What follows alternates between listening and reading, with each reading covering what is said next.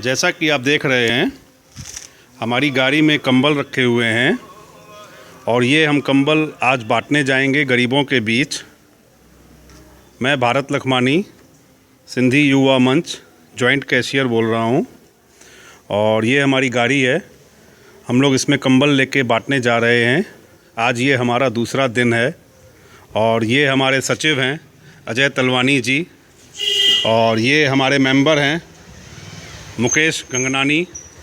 इन सब का सहयोग रहा है इसमें और हम लोग आज फिर जा रहे हैं और हम आज यहाँ निकल रहे हैं। हमारा ये झूलेलाल मंदिर है, यहाँ से हम लोग निकलेंगे और यहाँ से होते हुए हम लोग प्रस्थान करेंगे और हम लोग जा रहे हैं यहाँ से बस स्टैंड में जो भी हमारे गरीब होंगे उनको हम लोग ये कंबल देंगे। और अब हमारा चरण है बस स्टैंड और हम मिल रहे हैं अब बस स्टैंड में आपसे।